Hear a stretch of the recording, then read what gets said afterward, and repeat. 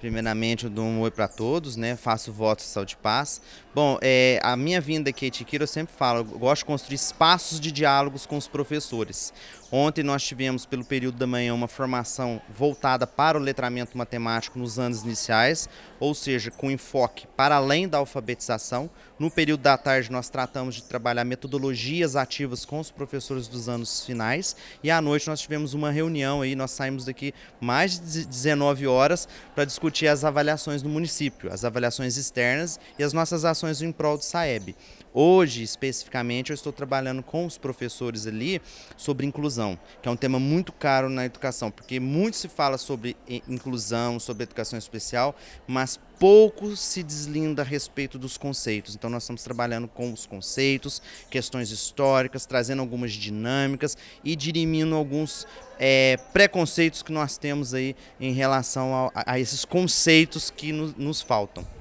Você tocou num ponto muito importante. Muitas vezes se fala muito em inserção, né, de trazer essa criança para dentro da sala de aula e muitas vezes essa criança ela fica escanteada. Às vezes o professor ele não foca na criança, o fato da criança estar ali para ele já basta, já em si só. Nós temos o cuidador que acompanha essa criança, mas aquela atenção toda especial que a criança mereceria, às vezes ela não merece. Ela está ali simplesmente pelo fato de estar.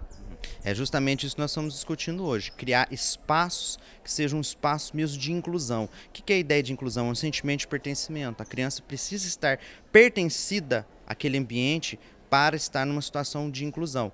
Não basta nós garantirmos a integração, a inserção da criança, se não garantirmos o princípio da equidade. A criança não pode ficar no canto da sala, ela não pode ficar só com o cuidador. A criança, ela é uma responsabilidade da comunidade escolar, que vai desde a secretaria, passando pela escola e assumindo também como responsabilidade a própria família. Então, quando nós falamos de inclusão, nós estamos pensando nessa criança, em todas as crianças, além da educação especial, crianças em situação de vulnerabilidade, enfim, né? E nós estamos pensando em que essa criança é um sujeito histórico, cultural, ativo, que precisa ser, né, escutado, ser visto em sala de aula. As crianças, todas as crianças têm o direito não só à educação, elas têm o direito de aprender. Nós acompanhamos parte aqui do que você estava palestrando para os professores e você dizia da questão de que se repetir muitas vezes uma coisa para alguém, a pessoa acaba assimilando e aceitando aquilo, passa a fazer parte da vida dela e das outras pessoas em si também. É fato, a gente presencia muitas vezes profissionais da própria educação dizerem: essa criança, por que ela está aqui? Ela pode até atrapalhar o restante da turma, ela pode atrapalhar o ambiente. Isso é corriqueiro no dia a dia.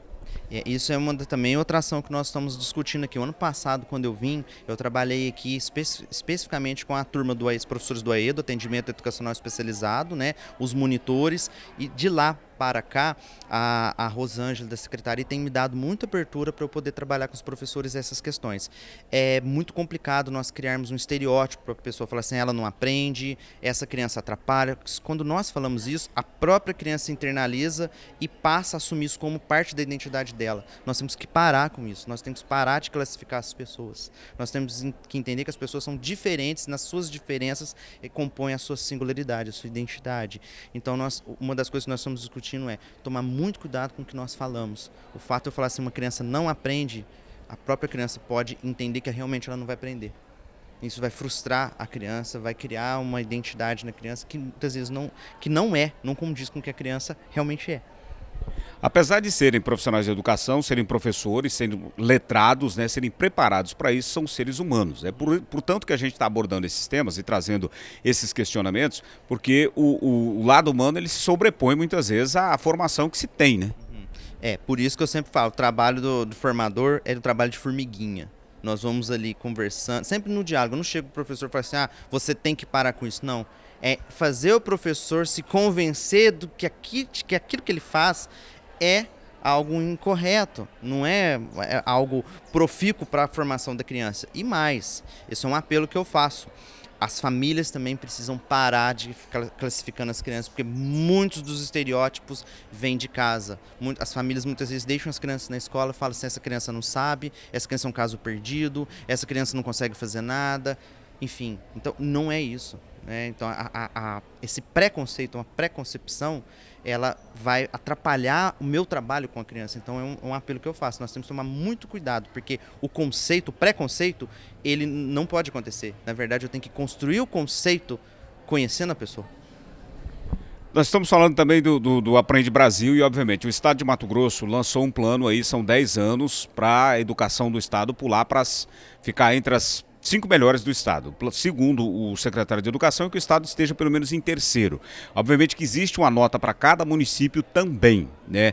Dentro de todo esse plano arrojado por parte do Estado, e é claro, a inserção do município dentro de tudo isso também, e o Brasil tendo que ter uma nota para chegar lá em cima onde o país quer chegar, para entrar em instituições internacionais que precisa de uma nota mínima na educação, tudo isso está globalizado dentro do que está sendo apresentado hoje, sendo trazido aqui hoje.